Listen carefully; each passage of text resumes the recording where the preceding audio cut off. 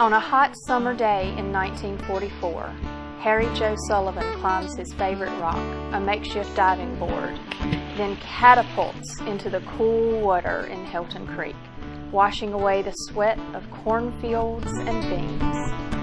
The spot was called Jason Hole, and for 13-year-old Harry, as for many more kids of mountainous Ashe County, North Carolina, it was a perfect getaway from chores that were an ever-present part of his life. He whiled away the afternoon swimming in the cool, crisp water, then gathered up his clothes and dried off as he walked back to the family farm. A few days later, Harry began to complain of numbness in his legs. He couldn't do his chores. From his rural farmhouse, the youngster was taken to a local health clinic where everyone's worst fears were confirmed. Harry Joe Sullivan had polio. His parents believed that Harry's condition would only be worsened if he were touched by anyone. The situation seemed hopeless. The only action that offered any possibility of relief was to take the stricken boy down the mountain to another small town in the foothills of North Carolina where, according to the news, other polio cases were being treated that summer. When Harry arrived at the emergency hospital in Hickory, he was patient number 247.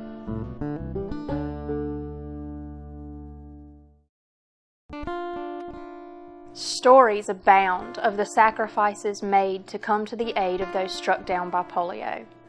One of the most poignant details a father's love for his son. Wilkesboro attorney T.R. Bryan closed his practice and brought his 8-year-old son John to Hickory, where doctors classified him as one of the sickest children at the hospital. 3 days later, hospital workers located John's father scrubbing pots and pans in the kitchen. When asked why, he replied, I'm sort of like one of the boards that went into a wall. People here all work to the breaking point.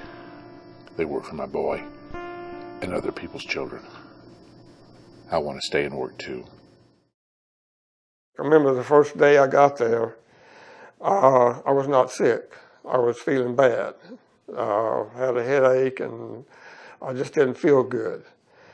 By the next day, I had full-blown polio, and I had two types. I had the vulvar type, which is the lungs, the breathing, the eating, and also the paralysis type.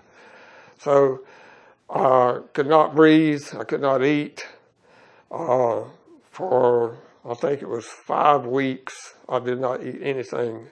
I was fed intravenously through my veins, and also a feeding tube through my nose. And I hated that thing. I still remember that feeding tube in my stomach. That was bad. My case of polio was a very, very severe type. And the doctors advised my parents that I would not live through the night or by the next day. And I understand that they started making funeral arrangements for me. For at least 3 to 4 days, they said, after I really contacted the disease, that it was really touch and go whether I would make it or not.